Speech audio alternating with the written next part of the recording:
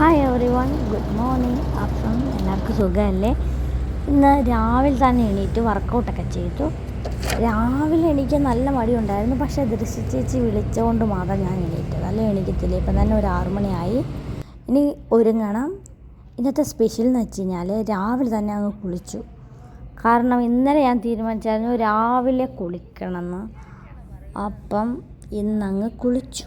രാവിലെ തന്നെ ഒരു കുളിയൊക്കെ കുളിച്ചിട്ട് ഞാനിങ്ങനെ ഇരിക്കുകയാണ്. ഞാൻ പറഞ്ഞില്ല എപ്പോഴും എനിക്ക് 10 മിനിറ്റ് ഇരിക്കണം, 10 അല്ല 20 മിനിറ്റൊക്കെ ഇരിക്കണം. പക്ഷേ നമ്മുടെ കയ്യിൽ അധികം ടൈം ഇല്ലാത്തതുകൊണ്ട് ഞാനൊരു 15 മിനിറ്റ് ഇനി വന്നപ്പോൾ തന്നെ സിന്ധു ചേച്ചി ജോലിക്ക് പോവാണ്. 6:45 ഞാനിന്ന് ലേറ്റാണെന്ന് എനിക്കിപ്പോഴാണ് മനസ്സിലായത്. കാര്യം പറഞ്ഞാൽ ഞാൻ നേരത്തെ എണീറ്റു, പക്ഷേ എനിക്ക് നേരത്തെ പോകാൻ പറ്റത്തില്ല. എത്ര നേരത്തെ എണീറ്റാലും ഞാൻ പോകുന്നത് 7:10. ഇതാണ് എൻ്റെ ടൈം.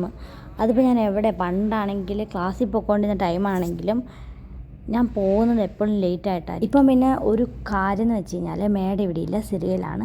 സിറിയയിൽ മോർണിംഗ് കറണ്ടില്ല, ഓൺലി നൈറ്റ് മാത്രമേ ഉള്ളൂ.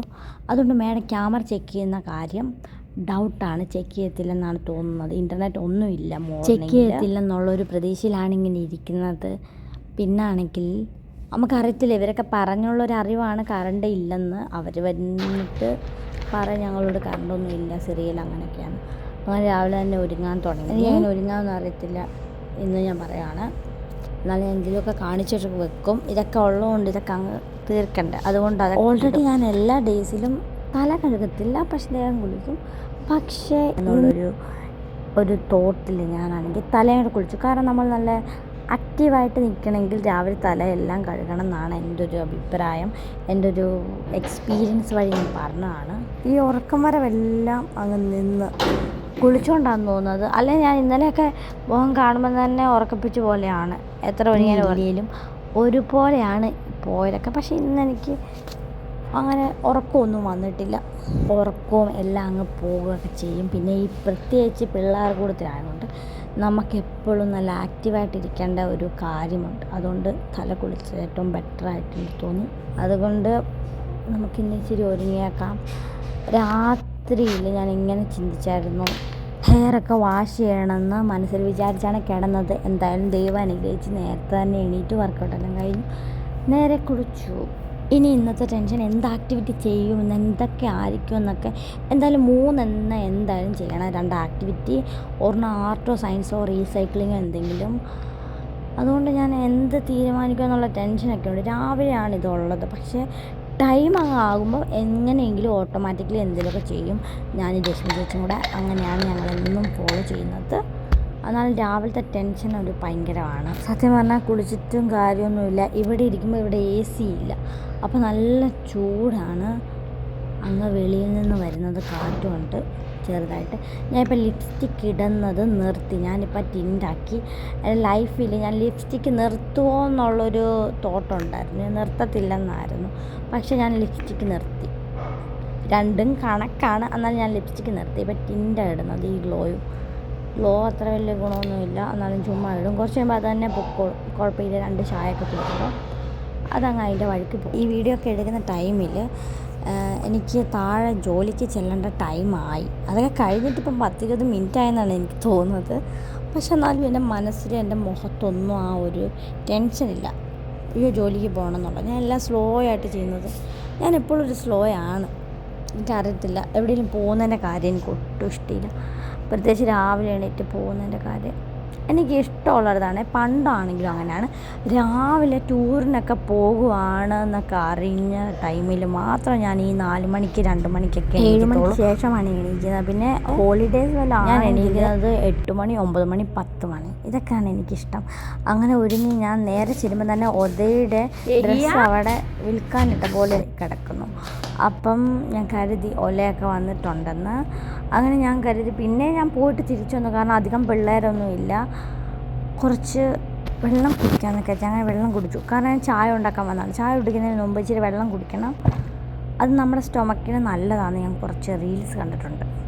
അങ്ങനെ വെള്ളം കുടിച്ചു. ഇവിടെ ചൂടായതുകൊണ്ട് ഡയറക്റ്റ് കോഫി കുടിക്കുമ്പോഴത്തേക്കും നമ്മുടെ വയറ്റിനകത്ത് എന്തോ ഒരു ബുദ്ധിമുട്ട്. അപ്പോൾ ഞാനിങ്ങനെയാണ് വെള്ളം കുടിച്ചിട്ടാണ് ചായ കുടിക്കുന്നത്. അങ്ങനെ ചായയൊക്കെ റെഡിയാക്കി. ആകെപ്പാടെ ഒരു കുട്ടി ഉള്ളായിരുന്നു. അത് നമ്മുടെ ഒലയുടെ കുട്ടി തന്നെയായിരുന്നു. അവന് ഉറക്കമായിരുന്നു.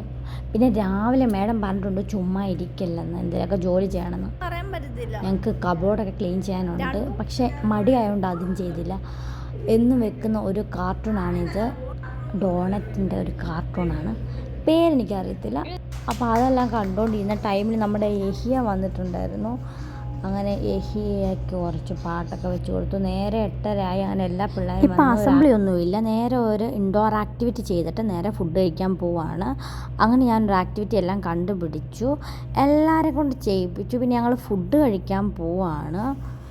അങ്ങനെ ഫുഡെല്ലാം കഴിച്ച് കഴിഞ്ഞ് ഞങ്ങളുടെ ക്ലാസ്സുകാർ നേരെ ക്ലാസ്സിലോട്ട് വന്നു. 15-ാം തീയതി പെട്ടെന്ന് 15-ാം തീയതി ആയപ്പോലെ സാലറി കിട്ടിയത് മാത്രമേ ഓർമ്മയുള്ളൂ. ഇതേ കിടക്കുന്ന അടുത്ത സാലറി ഡേറ്റ് ആകുവാണ്.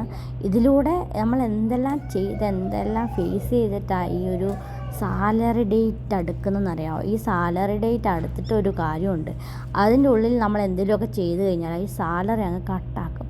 അപ്പോൾ ഉള്ളൊരു വിഷമം എന്ന് വെച്ചാൽ ഭയങ്കര. അപ്പോൾ ഞാൻ ഈ ഒരു ആക്ടിവിറ്റിയും ചെയ്ത്, ബോർഡിൽ നമ്മൾ ഒരു ആക്ടിവിറ്റി ഒന്നും ചെയ്യുന്നില്ല, എന്നാലും ഞാൻ ചുമ്മാ ഡേറ്റൊക്കെ എഴുതുന്നുള്ളൂ.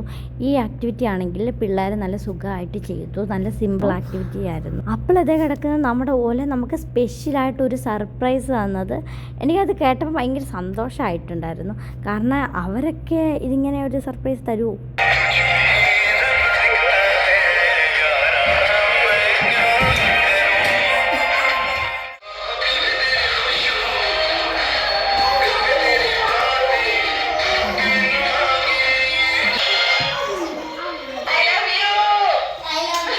ഗൈഡികളെ നമുക്ക് ഒരു പാട്ടിട്ടെന്ന്, പ്രത്യേകിച്ച് നമ്മുടെ കാർക്ക് ഇഷ്ടപ്പെടുന്ന പാട്ടിട്ടെന്ന്. ഇതൊക്കെ റെയറാണ്, ഒരു സ്കൂളിലും ഇങ്ങനെയൊക്കെ നടക്കത്തില്ല. പക്ഷേ ഇവർക്കൊക്കെ എന്ന് വെച്ച് കഴിഞ്ഞാൽ ഹിന്ദി പാട്ട് ഭയങ്കര ഇഷ്ടമാണ്, അതുകൊണ്ടൊക്കെയാണ് ഇവരിങ്ങനെ ഇട്ട് തരുന്നത്. അതുമല്ല നമ്മുടെ മേഡം ഒന്നും ഇവിടെ ഇല്ല. ഇതൊക്കെ റെയറായിട്ട് നടക്കുന്ന കാര്യമായതുകൊണ്ടാണ് ഞങ്ങൾ ഭയങ്കര ഷോക്കായിപ്പോയത്.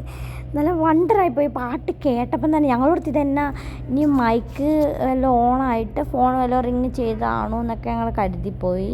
ബട്ട് അല്ല, ഞങ്ങൾക്ക് വേണ്ടി ഇട്ട് തന്നൊരു പാട്ടായിരുന്നു. അങ്ങനെ ഫുഡെല്ലാം കഴിച്ച് പാട്ടെല്ലാം കേട്ട് നമ്മളിന്ന് കുറേ എൻജോയ് ചെയ്ത് അങ്ങനെ മോർണിംഗ് ഷിഫ്റ്റ് ഇവിടെ അവസാനിച്ചു. ഇനി ഈവനിങ് ഷിഫ്റ്റാണ്.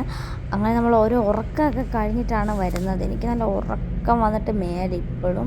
ഇന്ന് വാട്ടർ ആക്ടിവിറ്റീസ് ആയിരുന്നു ചെയ്യേണ്ടത്, അതെല്ലാം ചെയ്ത് കഴിഞ്ഞിട്ടാണ് ഞാൻ ഈ ഒരു ഡ്രോയിങ് പിള്ളേർക്ക് കൊടുത്തത്, കളർ അടിക്കാൻ വേണ്ടി. അങ്ങനെ കളറൊക്കെ അടിച്ച് കഴിഞ്ഞ് ഒരു ആക്ടിവിറ്റിയും കൂടെ ചെയ്തു.